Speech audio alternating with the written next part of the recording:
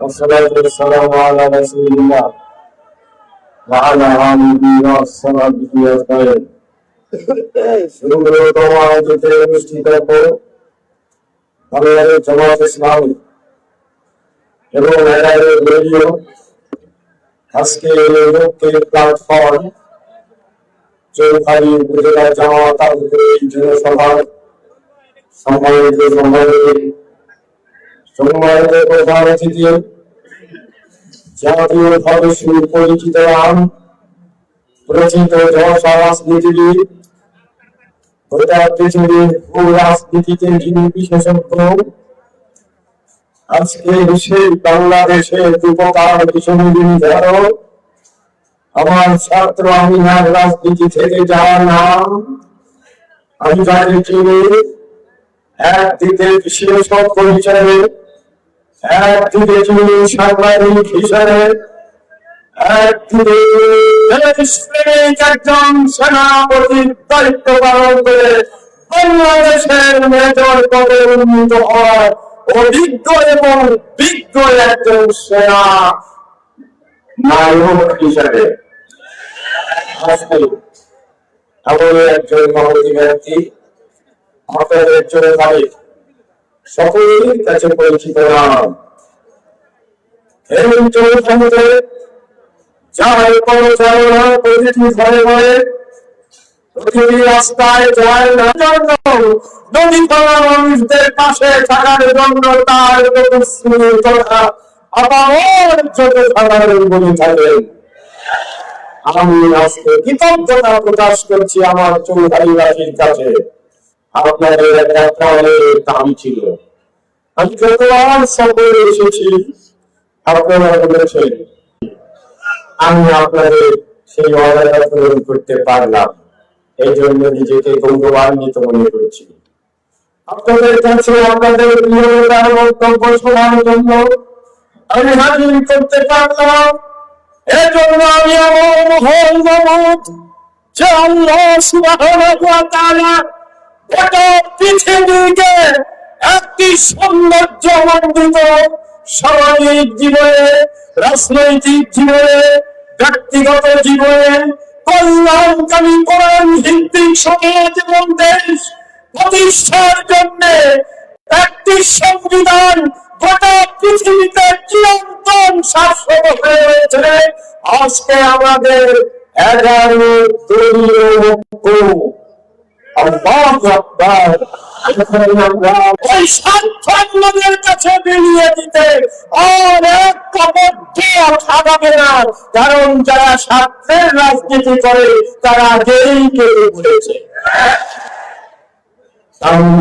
শাসিত দেশ গড়ার এক চাকরির স্বপ্ন আমার রাজ্যে যারা বক্তৃতা দিয়েছে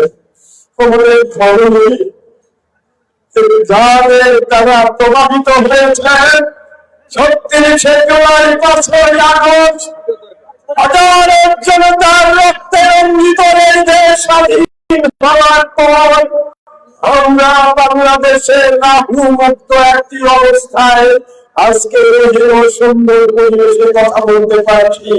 যদি তাদের রক্ত, তাদের কোরবানি, তাদের ত্যাগ আজকে সমুজ্জ্বল তারকার মতো উদ্ভাসিত হতো না হতো, তাহলে হয়তো পরিবেশটি তার নাম।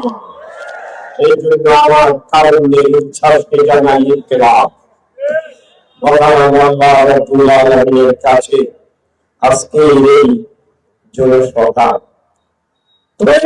জাতীয় সংসদ নির্বাচনের গুরুত্ব এবং তাৎপর্য বক্তৃতা দেব না।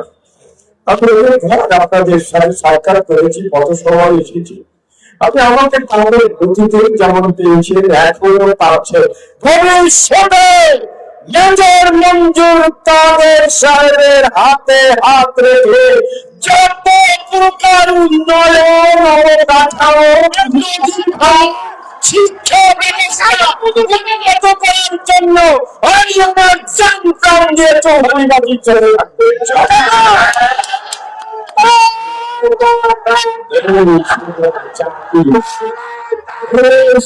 জাতির কল্যাণ তালিকায় এখন ষড়যন্ত্রের রাজনীতি থেকে আমাদের কিভাবে এগিয়ে যেতে হবে, কারণ আধিপত্যবাদ, সাম্রাজ্যবাদ এবং আজকে বাংলাদেশের রাজনীতিকে একটি কুলাঙ্গার কুপথে প্রবাহিত করে যারা স্বপ্ন সাপ দেখছে সংসদে যাওয়ার, তাদের থেকে দেশবাসীকে সোচ্চার থাকতে হবে।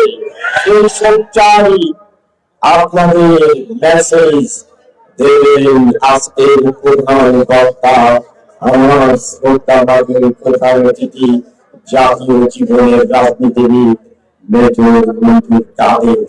আমি অনেক সময় কথা বলতে পারবো, আমি বলতে চাই না। আমি আজকে শুনতে এসেছি আপনাদের আবেগ দেখে, আপনাদের উপস্থিতি দেখে আমরা আমাদের জামাত ইসলামী একটি সুসংগঠিত সংগঠন হিসেবে আমাদের সাথে আমার হযরতরা যারা আজকে মিছিল নিয়ে এসেছেন তাদের প্রতি শ্রদ্ধা রেখেই কল্যাণকামী ইসলামী রাষ্ট্র বাংলাদেশের উপহার দিয়ে সর্বস্তরের মানুষের অধিকার নিশ্চিত করতে চাই। এই কথাগুলি আমি না বলে আমি আমার প্রধান অতিথির কাছ থেকে শুনবো। আপনারা ভালো থাকবেন, আপনারা সুস্থ থাকুন, আপনারা ঐক্যবদ্ধ থাকুন। আগামী দিনে বাংলাদেশ হবে ইনশাআল্লাহ ইনসাফের বাংলাদেশ, আগামী দিনে বাংলাদেশ হবে ইসলাম ভিত্তিক বাংলাদেশ, আগামী দিনের বাংলাদেশ হবে আধুনিক বাংলাদেশ, আগামী দিনে হবে বাংলাদেশ আলেম ওলামার বাংলাদেশ। আসুন ঐক্যবদ্ধ ভাবে আমরা যেখানে রিক্সা, আমরা যেখানে গাড়ি পাল্লা, আমরা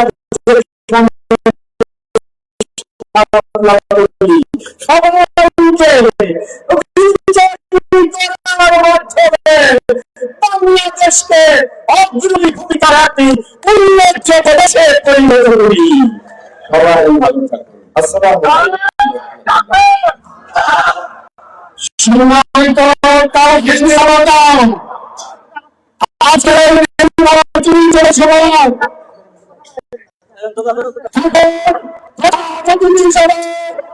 আপনাদের সঙ্গে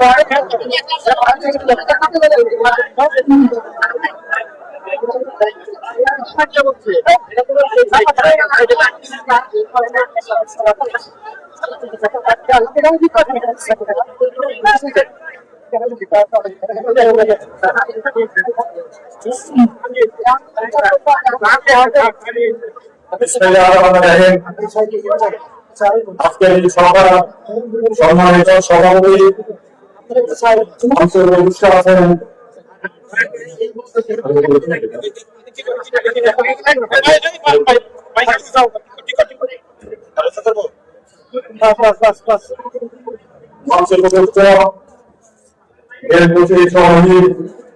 জাতীয় সংসদ নির্বাচনের সংসদ সদস্য পদপ্রার্থী অধ্যক্ষ মোহাম্মদ আলী আহমদ, মঞ্চে উপবিষ্ট জোটের নেতৃবৃন্দ, কর্মীবৃন্দ এবং উপস্থিত ভাই বোনেরা, আসসালামু আলাইকুম। আজকে আমি এখানে উপস্থিত হয়েছি, এর আগে আপনারা আমাকে দেখেছেন অন্য একটি প্রতীকের পক্ষে কথা বলার জন্য। প্রতীকটা মানুষের বারবার পরিবর্তিত হয়, সেই ইতিহাস আমাদের জানা প্রয়োজন। আপনারা জানেন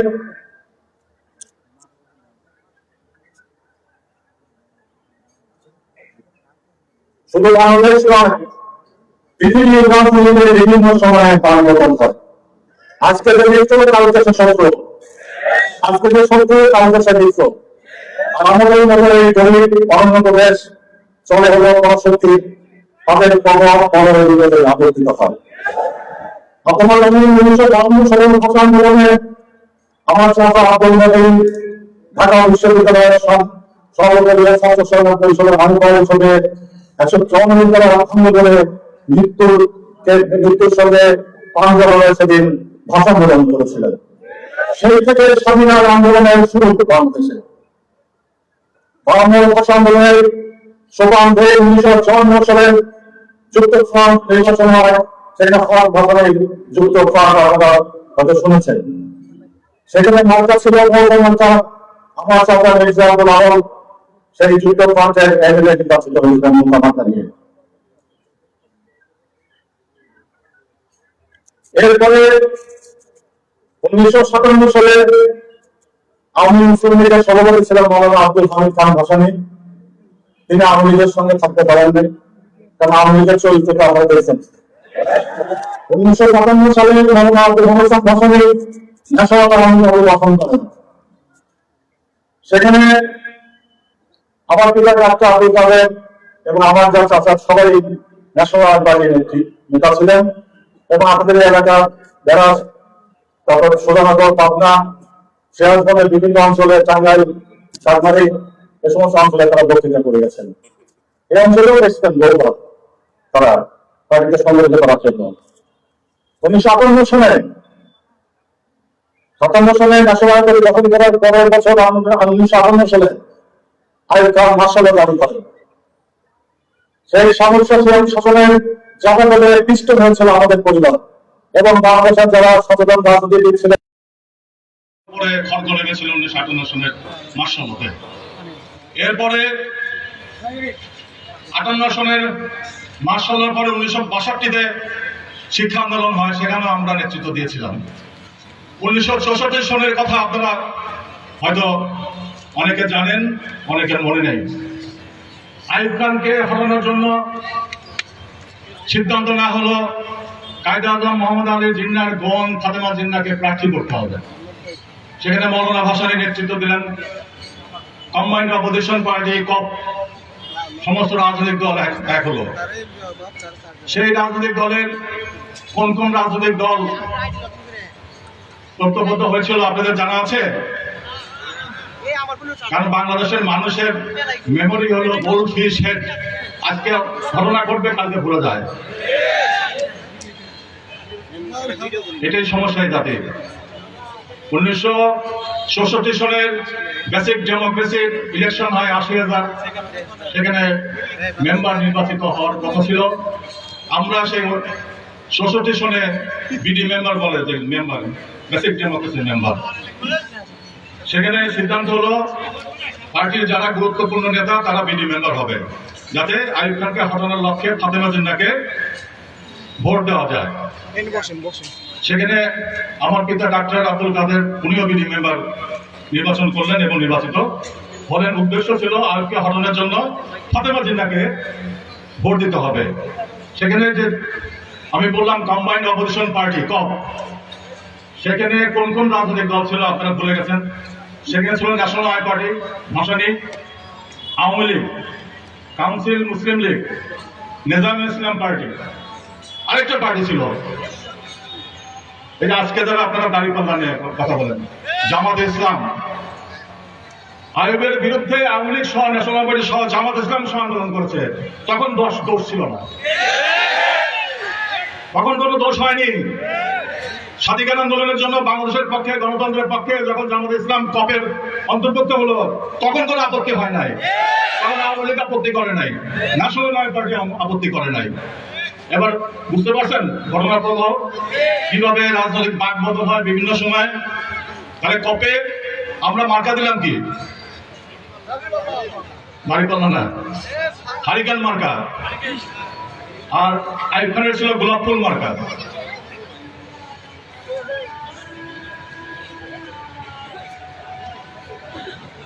বন্ধ করতে হবে।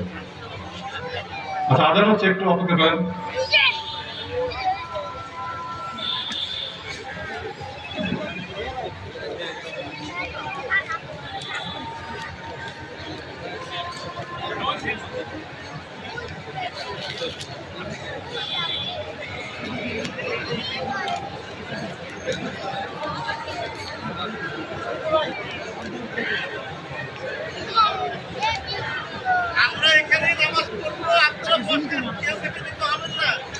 এখানে সেই BD member 80,000 BD member vote দিল হলো প্রেসিডেন্ট পদপ্রার্থী আইয়ুব খান এবং ফাতেমা জিন্নাহকে। সে নির্বাচনও কারচুপি হয়েছিল, যে কারণে আইয়ুব খান সেখানে জিতেছিল। হারিকেন মার্কা আমাদের মার্কা পরাজিত হয়। এখন 1965 সনের পরে যখন আইয়ুব খান প্রেসিডেন্ট হলো আমাদের সংগ্রাম থেমে থাকেনি। 1968 সালে আমরা যারা বাম রাজনীতি করতাম আমরা ঘোষণা করেছিলাম স্বাধীন জনগণতান্ত্রিক পূর্ব বাংলা কায়েম করতে হবে। এরপরে শেখ মুজিবুর রহমানকে আগরতলা ষড়যন্ত্র মামলায় ঢোকানো হয়। নিশ্চিত ফাঁসি ছিল তার। ওই ক্যান্টনমেন্টের জেলখানা থেকে মৌলানা ভাসানীকে চিঠি লিখেছিলেন তিনি যে হুজুর আমাকে আন্দোলন করেন, নইলে আমার ফাঁসি হবে, আমার মৃত্যু আপনারা ঠেকাতে পারবেন না। তখন মৌলানা ভাসানী আমাদের বাড়িতে গিয়ে সবাইকে ডাকলেন যে শেখ মুজিবকে মুক্ত করতে হবে। আর বললাম যে আমরা তো স্বাধীনতা ঘোষণা করেছি, আমরা তো বাম রাজনীতি করি, উনি করেন ডান রাজনীতি, জাতীয়তাবাদী রাজনীতি, ডানপন্থী, আমরা কেন তার সঙ্গে যাবো?